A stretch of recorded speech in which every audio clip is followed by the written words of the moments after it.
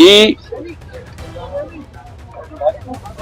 इस देश में दो पार्टियां हैं, भाजपा जो हिंदुओं को भड़काती है, कहती है मुसलमानों से तुमको खतरा है, और एक है मुसलमानों की ओवैसी की पार्टी AMIM, वो कहते हैं मुसलमानों तुमको हिंदुओं से खतरा है।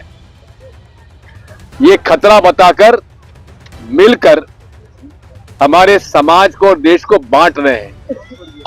और इसी तरह से मोहम्मद अली जिन्ना और सावरकर ने ये हिंदुओं को और मुसलमानों को भड़काकर देश का विभाजन करवाया था। आज वही हालत इस देश में भाजपा और AMI मिलके कर रही है। अब आप ये पता लगाइए, जितने भी चुनाव आज हो रहे हैं सबके सीटें घट रही हैं, लेकिन भाजपा और AMI की सीटें बढ़ रही हैं। क्या कारण है? क्योंकि हिंदुओं को बताया जाता मुसलमानों से खतरा है, और ओवैसी बताता मुसलमानों को तुमको हिंदुओं से खतरा है। और खतरा जो है उन दोनों को इस बात का है कि हिंदू मुसलमान एक हो गए तो दोनों को खतरा है। तो आज भाजपा और AMI जो है हिंदू और मुसलमानों के नाम पर देश को गुमराह कर रहे हैं। इनका विरोध होना चाहिए और इनका हमको भरपूर विरोध करना चाहिए, क्योंकि ये अंग्रेजों ने जो फूट डालो और राज करो की राजनीति की थी, आज फिर से ये भाजपा और ओवैसी कर रहे हैं। मोदी और ओवैसी जो है ये पूरे तरीके से आज इस देश को भड़काकर बता रहे हैं खतरा, जबकि खतरा उनकी पार्टियों पर है और जनता इसमें देख रही है। और ये भी क्या कर रहे हैं, हिंदू सम्मेलन हो रहा है। हिंदू सम्मेलन में क्या हो रहा है कि पहले चंदा ले रहे हैं और हमसे ही चंदा लेकर हमें को भंडारा खिला रहे हैं। ये इनका धर्म है, ये लूट के अलावा कुछ नहीं है। खुलेआम लूट रही है भाजपा और भाजपा के अनेक संगठन, चाहे बजरंग दल हो, चाहे हिंदू विश्व परिषद हो। जबकि हिंदू तो हमारा एक भौगोलिक शब्द है, सनातन धर्म हमारा है। मेरी तो आपत्ति आज इस बात की भी है, वो RSS के मोहन भागवत जी हिंदू राष्ट्र की बात करते हैं। एक तरफ हिंदू राष्ट्र की बात करते हैं, दूसरी तरफ कहते हैं इस देश में हिंदू भी, मुसलमान भी हिंदू है, सिख भी हिंदू है और ईसाई भी हिंदू है।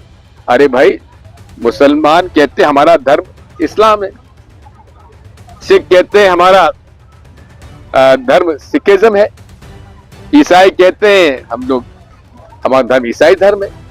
फिर हिंदू कैसे हो गए? हिंदू तो एक फारसी शब्द है ये, और स को ह कहते हैं फारसी में। तो ये सिंधु नदी के इस पार जो रहने वाले लोग थे सबको हिंदू कहा जाता था। हमारा धर्म हिंदू नहीं है, हमारा धर्म सनातन धर्म है। और उस सनातन धर्म के हमारे प्रतिष्ठित 4 पीठ हैं, द्वारका, हमारा पुरी, रामेश्वरम और बद्रीनाथ जोशीमठ। हमारे इन मठों पर, हमारे श्रृंगेरी, इन मठों पर शंकराचार्य जी की पीठ स्थापित है हजारों वर्षों से।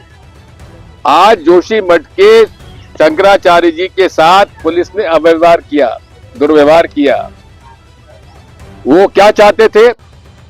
मौनी अमावस्या पर स्नान करने का अधिकार। और ये सनातनी परंपरा चली आ रही है।